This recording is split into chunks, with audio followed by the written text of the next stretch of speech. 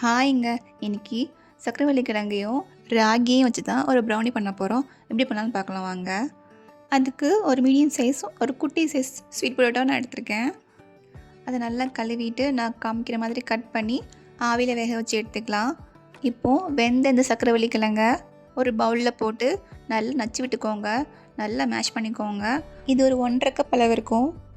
இப்போது அது கூட 1/4 கப் ப்ரௌன் சுகர் சேர்த்துருக்கேன். பவுட்ரு பண்ணி சேர்த்துக்கிறேன். அது கூடவே 1/4 கப் கொக்கோ பவுடர் சேர்த்துக்கிறேன். நல்லா கலந்து விட்டுட்டு அது கூட ஒரு 1/2 கப் ராகி மாவு கூடவே ஒரு டீஸ்பூன் பேக்கிங் பவுடர் சேர்ந்து நல்லா கலந்துக்கோங்க. அப்புறம் அது கூட ஒரு 3 டேபிள் ஸ்பூன் நெய் சேர்த்துக்கோங்க. அப்புறம் அது கூடவே ஒரு பிஞ்சு சால்ட் சேர்த்துக்கோங்க. நல்லா கலந்து விட்டுட்டு அது கூட நம்ம வேக வச்சு அந்த ஸ்வீட் பொட்டேட்டோவையும் சேர்த்துக்கோங்க.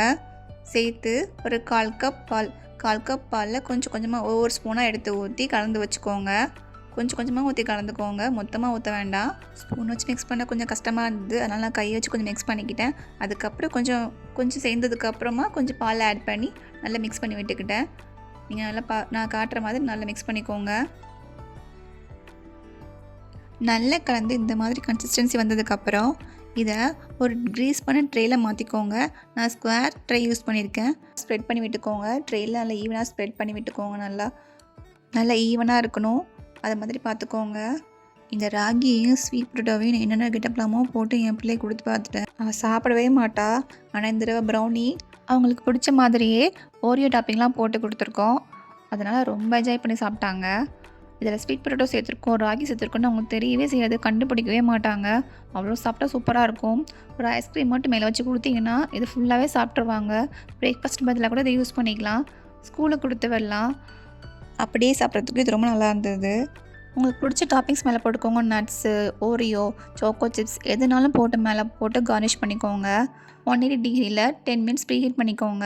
ப்ரீஹீட் பண்ண அவனில் 20 மினிட்ஸ் வச்சு எடுத்திங்கன்னா உங்கள் ராகி ப்ரௌனி ரெடி ஆகிடும். இப்படி டெஸ்ட் பண்ணி பார்த்து எடுத்துக்கோங்க. வெந்துருச்சான்னு டெஸ்ட் பண்ணி பார்த்து எடுத்துக்கோங்க.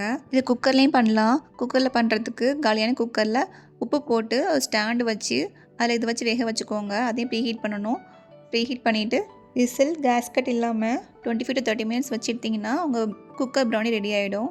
ரொம்ப ஹெல்த்தியாக இந்த ராகி ப்ரௌனியை நீங்களும் செஞ்சு பாருங்கள். செஞ்சு பார்த்து எப்படி இருக்குன்னு சொல்லுங்கள். நீங்கள் எந்த மாதிரிலாம் ராகி குழந்தைங்களுக்கு கொடுக்குறேன்னு சொல்லிட்டு கமெண்ட் சொல்லுங்கள். நானும் தெரிஞ்சுக்கிறேன். அடுத்த வீடியோவில் பார்க்கலாம். டாட்டா.